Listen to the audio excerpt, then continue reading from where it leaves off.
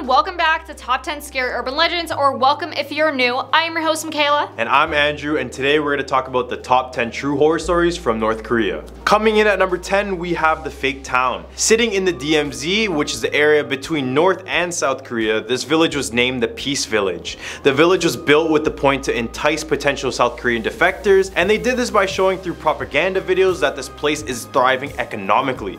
Americans and other witnesses believe this town is completely abandoned, however, and that it's a setup. Just like their infamous Rugyeong Hotel, which is a completely empty 105-story building, this town has their own concrete buildings with hollow insides. They also claim that electricity runs on a timer at nights to show even more false activity and to convince us more. The regime will even send maintenance employees to act as if work is being done there, when in reality, nothing is being done there. Now coming in at our number 9 spot, the Cannibals of North Korea. There were times and places in North Korea in the mid-1990s when a horrible food shortage wiped out 10% of the population.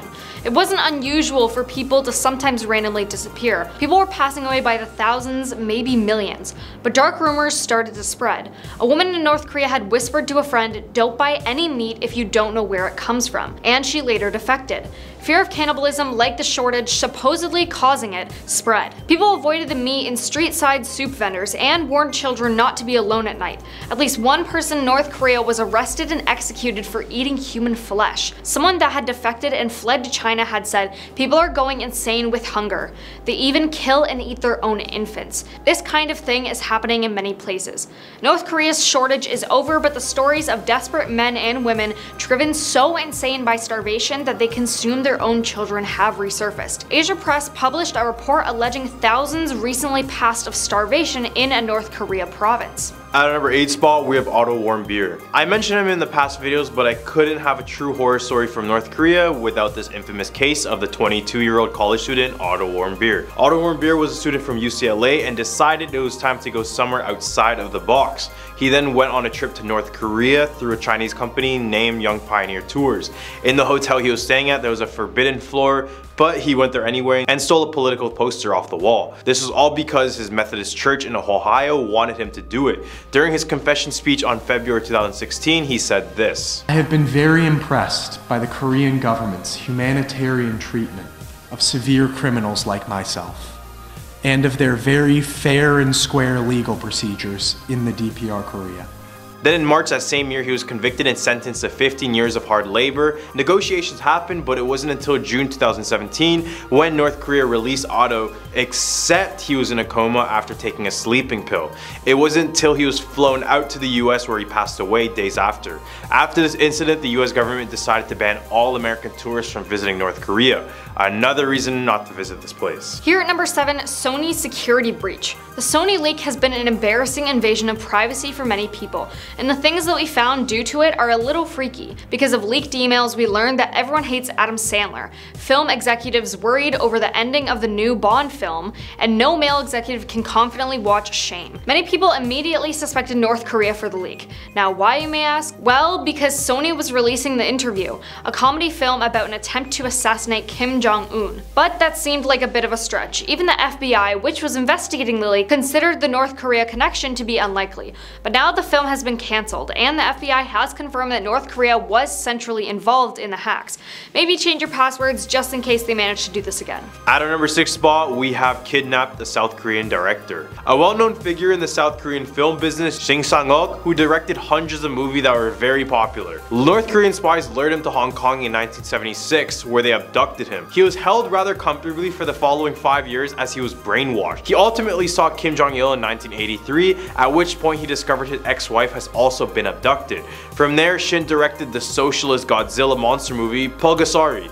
This movie is about a blacksmith worker who was sent to prison for wrongful reasons. From there, he created a tiny monster using rice, and before he passed away, he asked the gods to make this creation into a living creature, hence this Godzilla remake. He did manage to escape North Korea in 1986, but this will always stand as a reminder of one of North Korea's secret abductions. Halfway at number 5, Museum for American Atrocities. Located in southwest North Korea, the Shincheon Museum of American War Atrocities was reopened in 2014 to pay tribute to the DPRK citizens teens who brutally passed away during the Xinjiang massacre, where up to 35,000 people were systematically massacred over a 3-month period. Except historians can't agree on what actually happened, what role Americans had in the killings as opposed to vengeful South Korean troops. And even if the massacre took place at all, it's likely that the US officer in North blamed for organizing the killings never existed. And many scholars have said the killings were actually committed by communists, eliminating less ideological reliable communists. Whatever really happened at Xinjiang, the North clearly blames the US for it.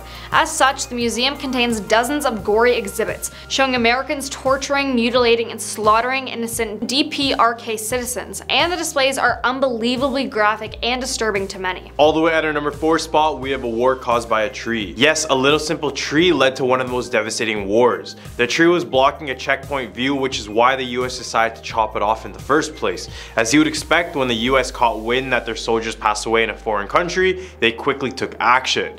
They created Operation Paul Bunyan, which is named after a mythical lumberjack from North American lore. The operation was very simple: go back to the DMZ and chop it down. Except they came with a little few friends of their own. This included hundreds of soldiers armed with machine guns, grenade launchers, chainsaws, but that wasn't enough.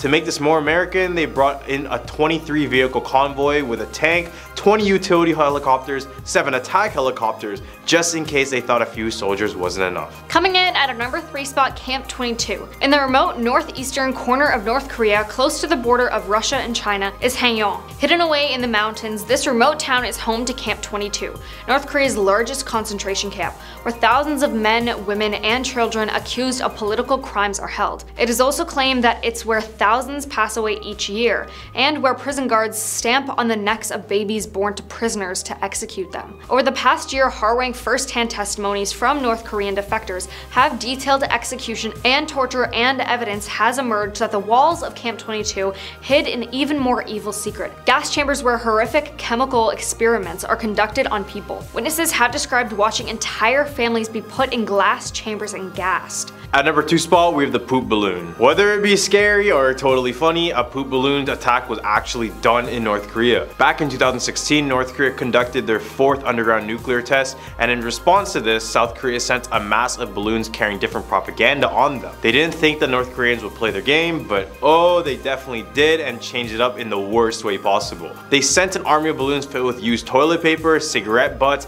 rotten food, and some propaganda as well. At first, South Korean officials believed that their balloons contain biochemical substances. I mean, if we want to refer to human feces as biochemical, then I'm all about it. Another reason why this small attack happened was because it came at a time when North Korea released information of their very own hydrogen bomb. Just for reference, this is what they look like compared to other atomic bombs. Coming in at our number 1 spot, Yomi Park's story. This story was posted by Yomi Park, and it was about how she lived in North Korea and how she eventually managed to escape. She had said, quote, "Our schools and textbooks were full of images of grotesque American GIs with blue eyes and huge noses executing civilians. Sometimes at recess we lined up to beat or stab dummies dressed like American soldiers.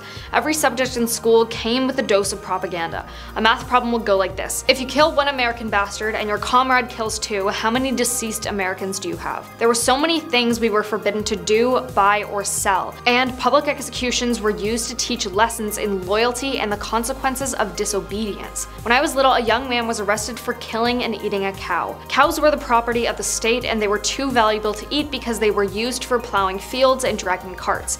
This man suffered from tuberculosis and had nothing to eat, but that didn't matter to the police. They took him behind the market and tied him to a piece of wood.